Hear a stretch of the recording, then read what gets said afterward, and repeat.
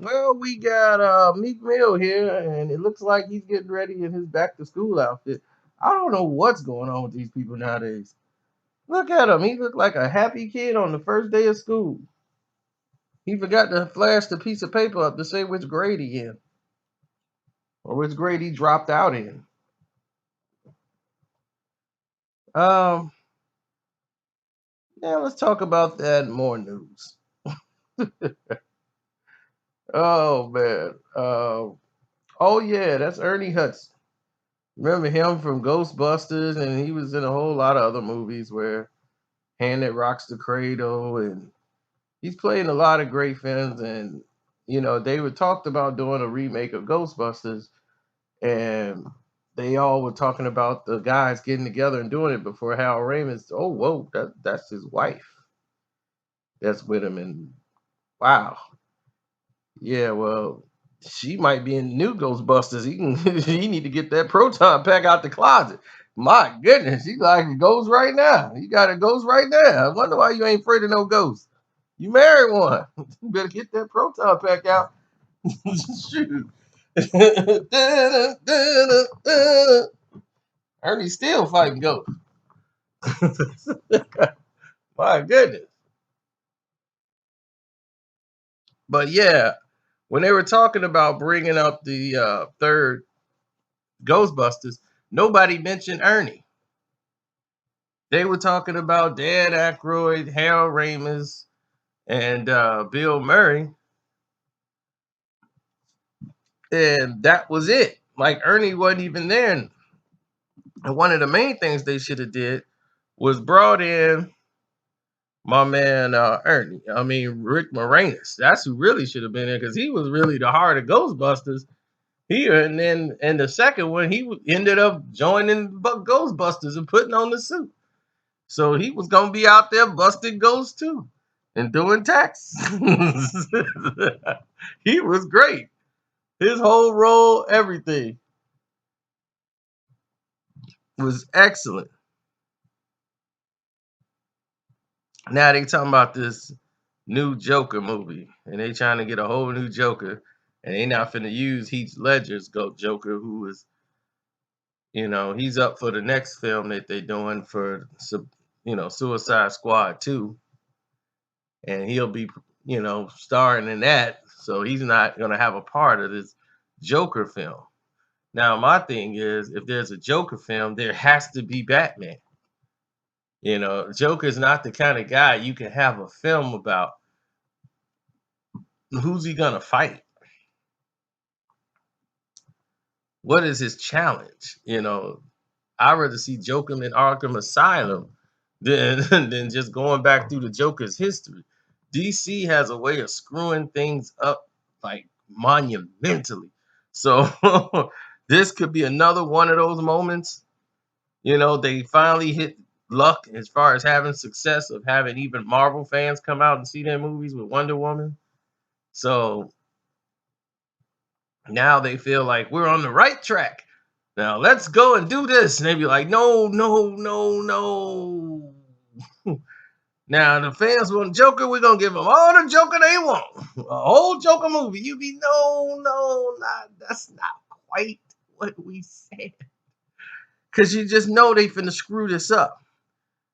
Either with the casting of the Joker, who's gonna write it, how's it gonna be performed, some way, shape, or form, this thing is going to hit a wall.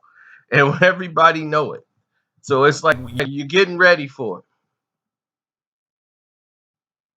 So it's like strap up and get ready for this because it's coming. Now, moving right along. What do we have next? Sean Puffy Combs. Sean Puffy Combs has been able to make a lot of money because he's able to play and jump from spots to spot, even without even having records that's out that's selling. People can't even remember the last record Sean Puffy Combs had out that actually performed well. You know, his tour did great by putting out all the old hits he had in the 90s. But if you think about it, what has he really put out musically that has done anything, even from his artists? So for him to say, I'm going to retire from music is like, Jada Pickett saying she finna retire from Hollywood or something. It's not going to have any monumental effect. But we admire Puffy for his creativity and his innovation of having the tact and now, the knowledge to say, this person's great, this person's not great. This person's great, this person's not great. So from that standpoint, yeah, it makes sense. Now, moving on along to all news and all things going on in the world, we looking at the global infestation of the whitewashing. Now, we talked about this on the movie channel that I got called Screen Fiend. 2 words, Screen and Fiend. So you can subscribe to that. Thank you very much. We talked about this. And we said this is a growing concern in Hollywood. Because I'm like, there are so many actors that could play their nationality. Now, I understand sometimes Al Pacino, he played a Puerto Rican, he played a Mexican. That's fine. Because you need Big Al, to say his name to sell it. That's fine.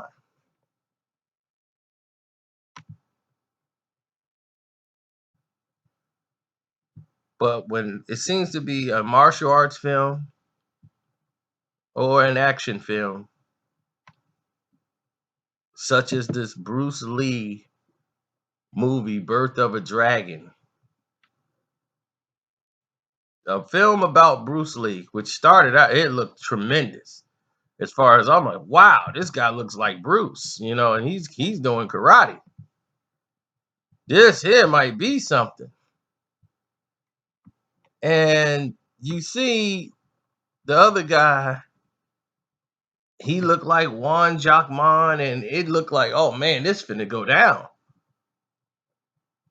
Then it's a movie about a guy named Steve, a made-up character, some white guy they just threw in the film. And that rubbed everybody the wrong way because I heard this movie was shown last year, and it was even worse. There was more scenes with Steve. Wasn't hardly as many scenes as there was with Bruce as in the theatrical version, which ain't much.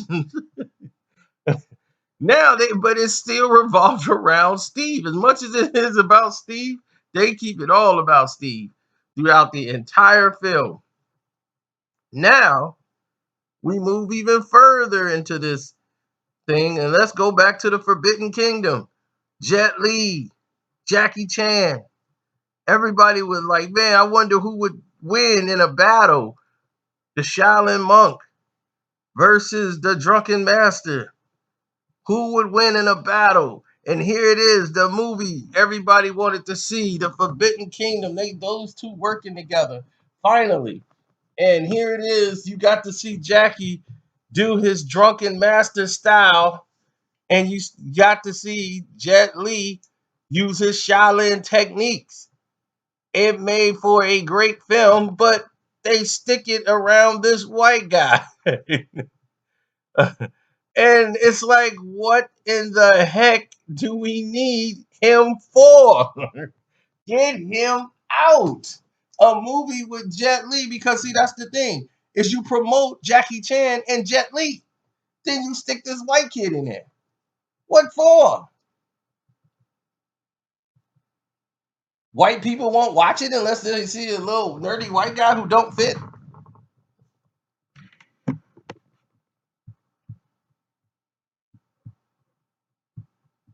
This is what I'm talking about. Why do you have to whitewash these characters? It's been going on for a long time, but now it's getting ridiculous. Just let the movies be what they're going to be. Like people say, well, we got to make money and this and that. I can see from a studio standpoint how the studio could say, well, this is our money. We want to make sure it sells and blah, blah, blah. But these are the guys that sell the movies. Jet Li and Jackie Chan has had movies that have sold over $100 million. This white kid ain't sold $100 in a movie. He has no name. They're on the marquee. Their name is on the poster. Jet Li, Jackie Chan. You ain't gonna get any bigger than that. When the ball dropped for the new millennium in China, who dropped the ball? Jet Li. Nope, Jackie Chan. Jackie Chan dropped the ball in China.